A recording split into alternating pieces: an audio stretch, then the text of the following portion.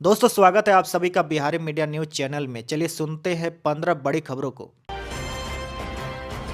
बड़ी खबर में देखिए, आईपीएस किशोर कुणाल का हार्ट अटैक से निधन। पटना महावीर मंदिर के ट्रस्ट के सचिव और राम मंदिर ट्रस्ट के सदस्य। जी हां, देखिए बड़ी खबर राजधानी पटना से सामने आ रही है, जहां महावीर मंदिर और राम मंदिर ट्रस्ट के सदस्य पूर्व आईपीएस किशोर कुणाल का निधन हो गया है। आपको बता दें कि किशोर कुणाल को कल सुबह हार्ट अटैक आया हुआ था। उन्हें तुरंत महावीर वत्सल अस्पताल ले गया गया, जहाँ उनका निधन हो गया। साथ ही आपकी जानकारी के लिए बता दें कि आईपीएस की सेवा से रिटायर होने के बाद आचार्य किशोर कुणाल सामाजिक कार्यों से जुड़ गए और फिलहाल वो बिहार राज्य धार्मिक न्यास बोर्ड के अध्यक्ष और पटना के चर्चित महावीर मंदिर न्यास के सचिव भी थे। महावीर मंदिर न्यास बोर्ड पटना में कई स्कूलों और कैंसर अस्पतालों का संचालन करती है। आचार्य किशोर कुणाल राजधानी पटना में ज्ञान निकेतन जैसे चर्चित स्कूल के संस्थापक भी है। जब देश में वीपी सिंह की सरकार थी तो उस वक्त आचार्य किशोर कुणाल को केंद्र सरकार ने विश्व हिंदू परिषद और बाबरी मस्जिद एक्शन कमेटी के बीच मध्यस्थता के लिए विशेष अधिकारी के तौर पर नियुक्त किए गए थे।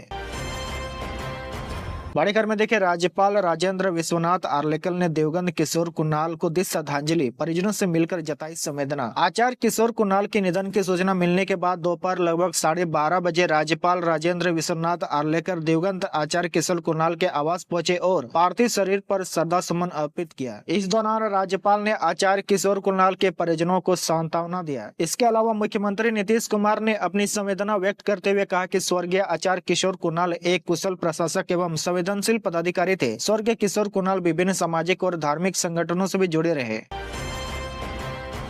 बड़ी खबर में देखिए, पटना में बीपीएससी कैंडिडेट को पुलिस ने दौड़ा दौड़ा कर पीटा। सीएम हाउस मार्च से पहले पीके ने साथ छोड़ा। वहीं अभ्यर्थियों पर 5 बार लाठीचार्ज। जी देखिए, बिहार लोक सेवा आयोग की 70वीं प्रारंभिक परीक्षा को पूरी तरह से रद्द कराने की मांग को लेकर प्रदर्शन कर रहे अभ्यर्थियों पर रविवार देर शाम वाटर कैनन का इस्तेमाल किया गया। इसके बाद भी अभ्यर्थी नहीं हटे तो पुलिस ने लाठीचार्ज किया। इसी दौरान कई छात्र घायल भी हुए हैं। वहीं आंदोलन को लीड कर रहे रहमांशु सर समेत 1 दर्जन अभ्यर्थियों को पुलिस ने डिटेन किया है। इसके साथ ही प्रशांत किशोर समेत 21 नामजद और 600 अज्ञात के खिलाफ एफआईआर भी दर्ज की गई है। इनमें जन स्वराज के अध्यक्ष मनोज भारती, कोचिंग संचालक रहमांशु मिश्रा, सुजीत कुमार, सुभाष कुमार ठाकुर, शुभम स्नेहिल, आरके मिश्रा, प्रशांत किशोर के 2 बाउंसर आदि शामिल है। अभ्यर्थी पटना के गांधी मैदान में सुबह से ही जुटे थे। छात्र शाम 5 बजे सीएम आवास तक पैदल मार्च के लिए निकले। हालांकि पुलिस ने बैरिकेडिंग लगाकर उनको रोक दिया। प्रशांत किशोर को भी जेपी गोलंबर के पास से रोक दिया गया। देर शाम मुख्य सचिव अमृत लाल मीणा ने बातचीत के दौरान बीपीएससी अभ्यर्थियों को ऑफर भी दिया। प्रशांत किशोर ने भी बताया कि छात्रों का डेलीगेशन मुख्य सचिव से बात करेगा। अगर छात्र संतुष्ट नहीं हुए तो कल फिर से आंदोलन को लेकर रणनीति बनेगी। इसके बाद पीके वहां से निकल गए, लेकिन अभ्यर्थी जेपी गोलंबर के पास डटे थे। अभ्यर्थियों को पुलिस ने हटाने की कोशिश की। अंतिम वार्निंग देकर कुछ छात्रों को डिटेन भी किया गया। इसके बाद अंतिम प्रयास करते हुए पुलिस ने प्रदर्शन कर रहे छात्रों पर लाठीचार्ज किया।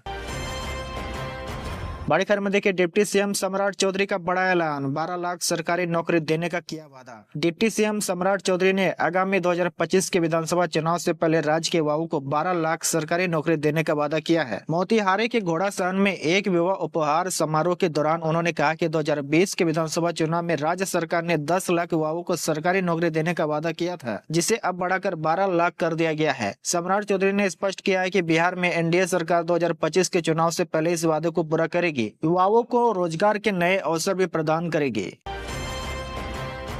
बड़ी खबर में देखिए, बिहार में आज से चलेगी शीतलहर। 3 दिनों में 3 से 4 डिग्री गिरेगा पारा। बर्फबारी और बारिश से देश टूटने लगा है। सोमवार से पटना समेत बिहार के अधिकांश हिस्सों में शीतलहर चलेगी। नए साल में प्रदेश में कड़ाके की ठंड पड़ेगी। अगले 3 दिनों में तापमान में 2 से 4 डिग्री की गिरावट आने की संभावना है। पटना मौसम विज्ञान केंद्र के अनुसार एक ताजा पश्चिमी विक्षोभ 1 जनवरी 2025 से पश्चिमी हिमालय क्षेत्र को प्रभावित कर सकता है। इसके बाद एक और ताजा पश्चिमी विक्षोभ 3 जनवरी 2025 से पश्चिमी हिमालय को प्रभावित कर सकता है। इसकी वजह से 1 जनवरी से तापमान में गिरावट होने का अनुमान लगाया गया है। अनुमान तापमान 6 से 8 डिग्री सेल्सियस और अधिकतम तापमान में भी 14 से 16 डिग्री सेल्सियस के बीच रहने की संभावना है। वही बता दें कि बिहार के किसी भी जिले में कल बारिश होने की संभावना नहीं है। सभी जिलों में मौसम शुष्क बना रहेगा। वही मौसम विभाग के अनुसार पटना, गया, नालंदा, शेखपुरा, नवादा, बेगूसराय, लखीसराय, जहानाबाद, भागलपुर, बांका, जमुई, मुंगेर और खगड़िया में बादल छाए रहने की भी संभावना है। इसके अलावा दरभंगा, पश्चिमी चंपारण, पूर्वी चंपारण, मुजफ्फरपुर, मधेपुरा, कटिया और भागलपुर जिलों में घना कोहरा छाया रहेगा।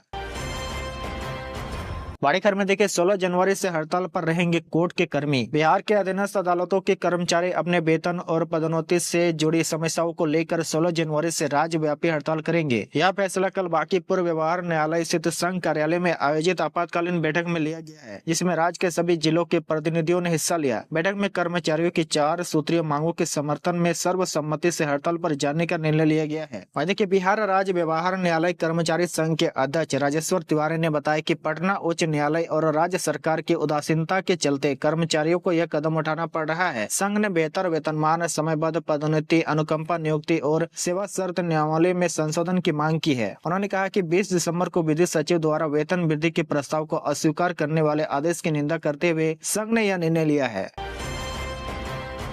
बड़ी खबर में देखिए सीतामढ़ी में बनेगा माता सीता का भव्य मंदिर, उप मुख्यमंत्री ने की घोषणा। सीतामढ़ी में माता सीता का भव्य मंदिर और वाल्मीकि नगर में लव कुश पार्क बनाए जाने की घोषणा उप मुख्यमंत्री सम्राट चौधरी ने किया है। कुशवाहा कल्याण परिषद के 91वें मिलन समारोह में उन्होंने ये बात का ऐलान किया है। आपको बता दें कि सीतामढ़ी में 50 एकड़ भूमि के साथ मंदिर के लिए 120 करोड़ रुपए देगी राज्य सरकार एवं 90 करोड़ भारत सरकार देगी। वहीं लव कुश पार्क के लिए 97 करोड़ भारत सरकार देगी। बिहार के उप मुख्यमंत्री सम्राट चौधरी ने कहा कि मां सीता की भूमि सीतामढ़ी में भव्य सीता मंदिर बनेगा। उनके यशस्वी पुत्रों की स्मृति में पश्चिमी चंपारण के वाल्मीकि नगर में लव कुश पार्कों का निर्माण कराया जाएगा। रामनवमी काल के दोनों पुण्य स्थलों के विकास पर 300 करोड़ रुपया अधिक खर्च होने से उत्तर बिहार में धार्मिक संस्कृति पर्यटन बढ़ेगा और स्थानीय रोजगार को प्रोत्साहन मिलेगा।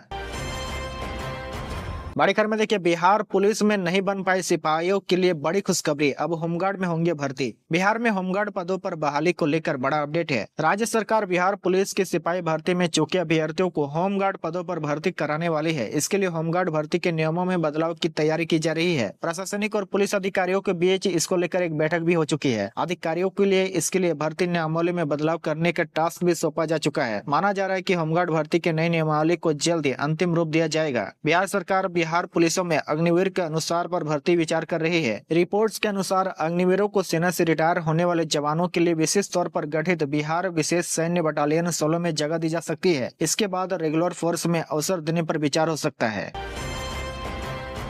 बड़ी खबर में देखिए बीपीएससी अभ्यर्थियों के समर्थन में बिहार बंद का ऐलान, विपक्ष के नेता इस दिन करेंगे चक्का जाम। बिहार लोक सेवा आयोग की 70वीं संयुक्त परीक्षा के मुद्दे पर अब राजनीति तेज होती जा रही है। अब इस मामले में वाम दल माले ने पूरे बिहार में चक्का जाम करने का ऐलान किया है। मीडिया को जानकारी देते हुए माले ने शनिवार को बताया कि अभ्यर्थियों के समर्थन में 30 दिसंबर को संपूर्ण बिहार में चक्का जाम किया जाएगा। रेल परिचालन को भी रोका जाएगा। वहीं माले ने कहा कि इस बहारी और अड़ियल सरकार में कानों में आवाज गूंजने के लिए चक्का जाम जरूरी है। बड़ी खबर में देखिए पटना में बनेगा 4 लेन, 15 दिन में रेलवे दे देगी जमीन, ट्रैफिक जाम से मिलेगी बड़ी मुक्ति। पटना साहिबगंज स्टेशन से गंगा किनारे पटना घाट तक 4 लेन हाईवे का निर्माण जल्द शुरू होने वाला है। करीब 2.5 साल से यह परियोजना रेलवे और राज्य सरकार के बीच जमीन हस्तांतरण विवाद में अटकी हुई थी। हालांकि सैद्धांतिक सहमति बनने के बाद भी रेलवे बोर्ड स्तर पर मंजूरी रुकी हुई थी। अब अगले 15 दिनों के भीतर इस परियोजना को स्वीकृति मिलने की उम्मीद है। यह परियोजना 2 साल 6 महीने पहले निर्माण एजेंसी को सौंपी गई थी, लेकिन जमीन विवाद के कारण निर्माण कार्य शुरू नहीं हो सका। यहाँ तक कि निर्धारित अवधि 10 महीने पहले ही समाप्त हो गई है। पटना साहिब स्टेशन से पटना घाट तक रेलवे लाइन को हटाकर पटना शहर के पूर्वी इलाके की सड़क यातायात व्यवस्था को बेहतर बनाने के लिए इस 4 लेन सड़क परियोजना को तैयार किया गया है। आपको बता दें कि जमीन मिलने के बाद इसे अटल पथ की तरफ 4 लेन सड़क में बदला जाएगा।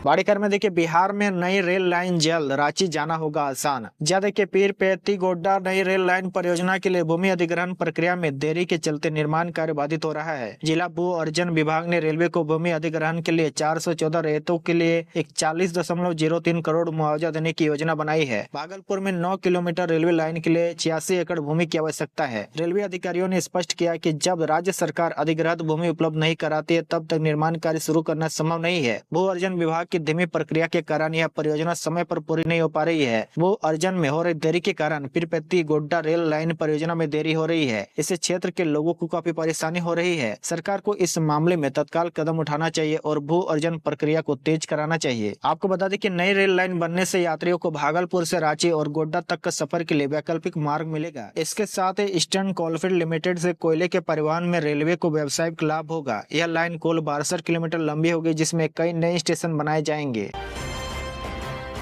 बड़ी खबर में देखिए, नए साल में पटना जिले में खुलेंगे 16 सीएनजी स्टेशन। सीएनजी की लगातार बढ़ती मांग को देखते हुए गेल इंडिया ने नए साल में 16 नए सीएनजी स्टेशन खोलने का निर्णय लिया है। इनमें 3 स्टेशन मार्च तक खुल जाएंगे। तैयारी अंतिम चरण में है। गेल इंडिया के महाप्रबंधक AK सिन्हा ने बताया कि राजधानी और आसपास के इलाके में सीएनजी की मांग लगातार बढ़ रही है। साथ ही ऑटो और अन्य वाहनों की भी संख्या में इजाफा हो रहा है। इसे देखते हुए सीएनजी स्टेशन कम पड़ रहे हैं। 20 से अधिक सीएनजी स्टेशन ऑफलाइन है, जहाँ वाहन चालक और वाहन मालिकों को सीएनजी भराने के लिए घंटों इंतजार करना पड़ता है। वहीं सेना ने बताया कि वित्तीय वर्ष 2024-25 में 16 सीएनजी स्टेशन खोलने की योजना है। इनमें से 3 नौबतपुर में रिलायंस जियो BP, बिहाटा में रिलायंस जियो BP और मसूरी में सैनिक फ्यूल शामिल है। बड़ी खबर में देखिए, पटना शहर में कम होंगे ऑटो, परमिट फिर होंगे तय। पटना शहरी क्षेत्र में ऑटो व ई रिक्शा की संख्या में कमी की जाएगी। इसके लिए ऑटो परमिट का दोबारा निर्धारण किया जाएगा। जिला प्रशासन ने जिला परिवहन कार्यालय को इसकी जिम्मेदारी दी है। DTO के अनुसार सड़क की चौड़ाई, पैसेंजर की संख्या और वाहनों के दबाव के आधार पर तय रूट पर ऑटो ई रिक्शा के परिचालन का निर्धारण किया जाना है। SH और NH पर ऑटो व ई रिक्शा परिचालन पूरी तरह प्रतिबंध रहेगा।